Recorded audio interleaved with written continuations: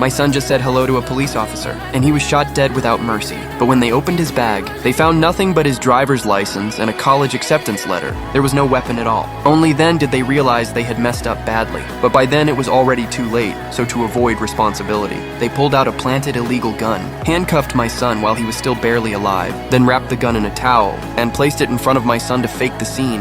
That level of skill made it clear this was not their first time. Not long after I received the notice of my son's death, the moment I saw his body, I completely broke down, because I had fought my way through endless barriers to escape racism and become the first black judge in history. Yet I never expected my own son would still face this. The next day, my wife quit her job. She no longer wanted to serve a country like this, but I stayed unusually calm, because I knew only from my position. Could my son have a chance at a fair trial? The next day, we found the police officers who killed my son. You can't even bring yourself to apologize.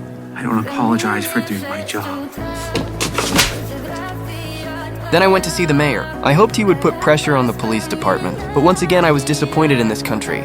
Based on everything our investigators found, the officers involved in CJ's incident would not be disciplined or charged in any way.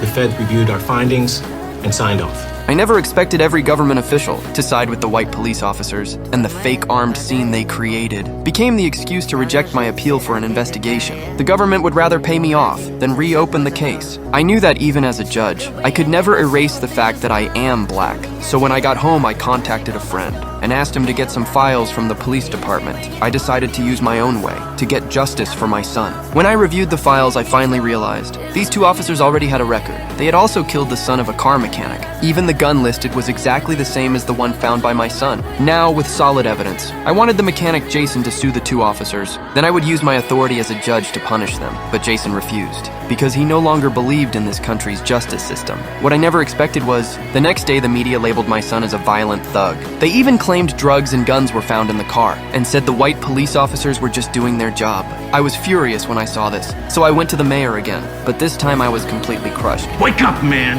This is the best we got! The city tried! We offered you money, something as a token. You said no!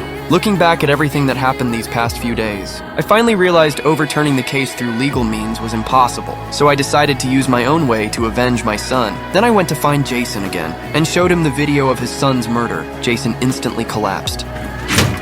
Whoa. Why would you show me that? I'm sorry, Why would you show that to me? Why do you want to shoot me? Why would you show me that? I have to make this right. I can't be in this hell any longer. The hatred in Jason's heart was reignited. He put the gun down and decided to take revenge together with me.